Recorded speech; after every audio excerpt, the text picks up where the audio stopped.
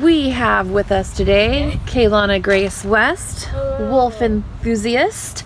Today she's going to tell us about the gray wolf. They're also called the timber wolves. They're mammals. They're the biggest canine. They don't have to be just one color, even though they're called the gray wolves. So they can be gray,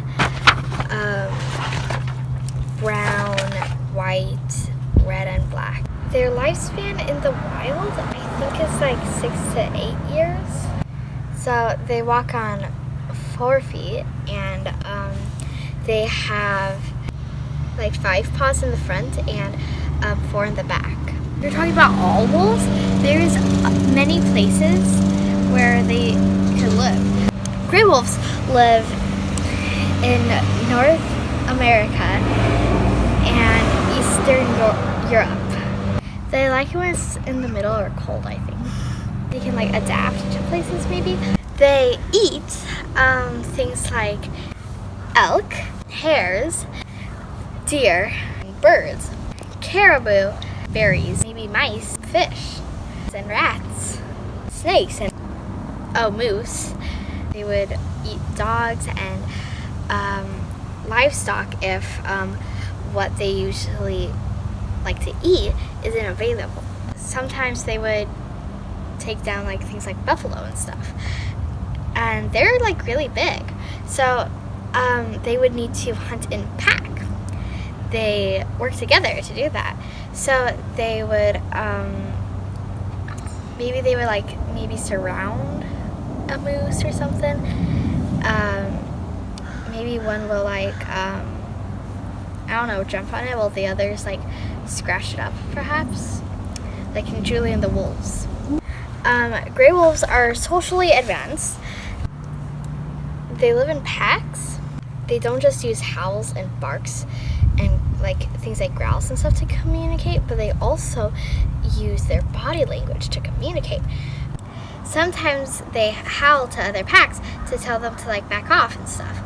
And maybe if another member of that pack is lost, they can howl, and then they're like, "Oh, that's Freddy." "Oh, Freddy, where were you?" In the pack, there is 2 alphas, a female and a male, and they're the only ones who can mate. They usually mate for life. Since they're mammals, they do what's called live birth. The 2 alphas, they mate in the winter. Excuse me. The female, she will be pregnant for about 2 months. They will have the babies in the spring, about 6. When they're about 2 months old, they're weaned, so the mother wouldn't let them drink her milk. They're 2 months old. What they will eat would be regurgitated food. When they are about 2 years old, that's when they're fully grown up. When the mother goes with the other ones to hunt, I think it's like some other wolf would be told to babysit and stuff.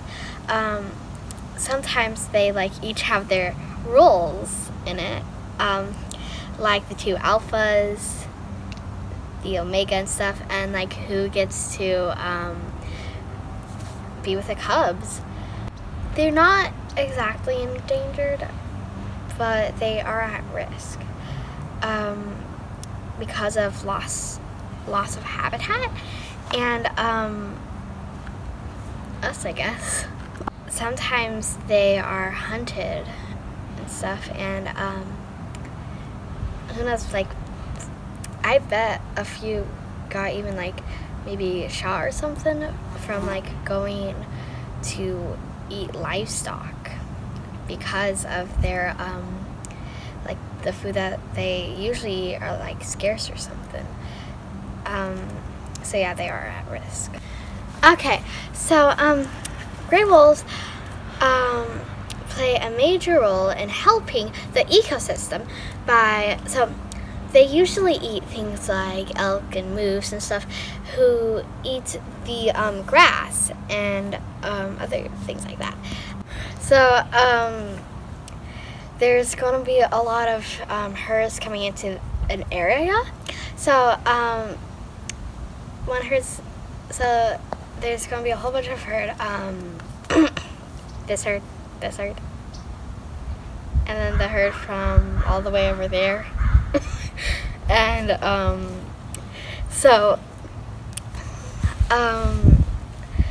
the wolves, they're helping them because it's like they're going to eat all the grass. So the wolves are going to be like, you from there, I'm going to eat you. So they're helping the vegetation, so it can have a chance to regrow.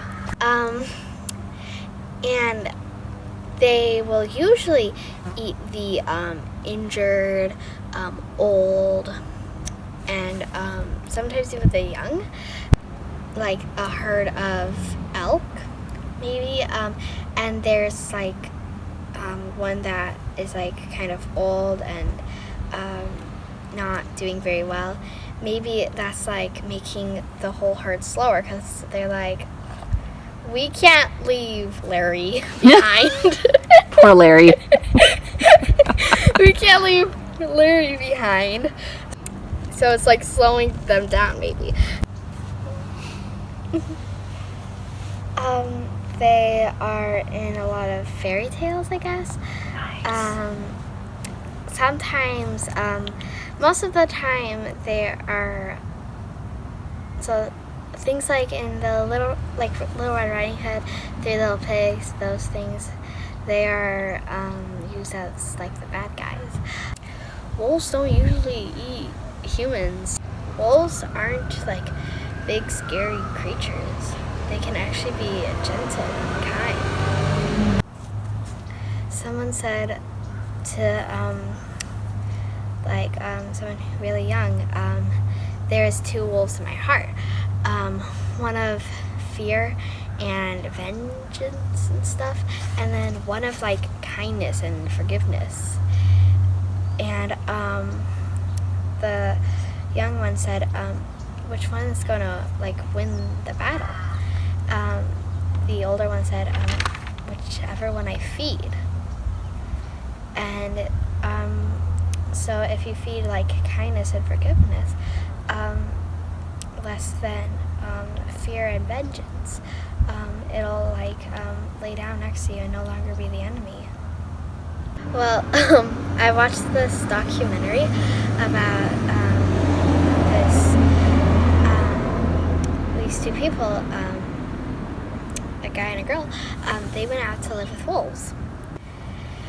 They actually even like raised a few pups. And it was really sweet. And like when you watched it, you can actually see like how wolves live, and they're not like in Little Red Riding Hood or something.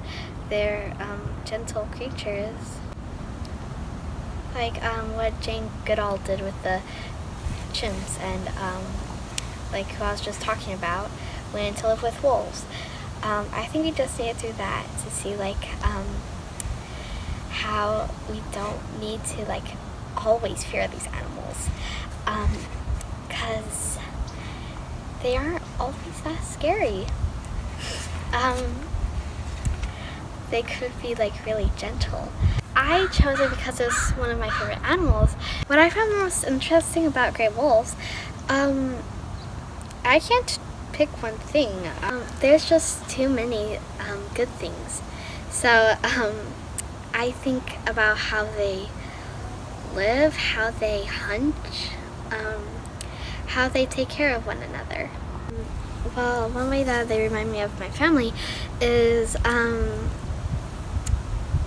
well, they can have pups of all kinds of ages. In my family, we have a whole bunch of like different ages, I guess, and same with wolves. They can have like pups of a variety of different ages. Like This one could be 2 months old, and then this one could be 5 months old, and then this one could be 2 years old, which is considered an adult. And let's say these two are the alphas, the only ones that can mate, I guess. They're origami wolves, and there's little pups or cubs in here. This is the maternity den. It's the only time that wolves go out to seek shelter. And this is like, it's kind of snowy, so it's kind of harder to find food. I think the most important thing others should know about gray wolves is that, like, with other animals too, we just have to give them a chance.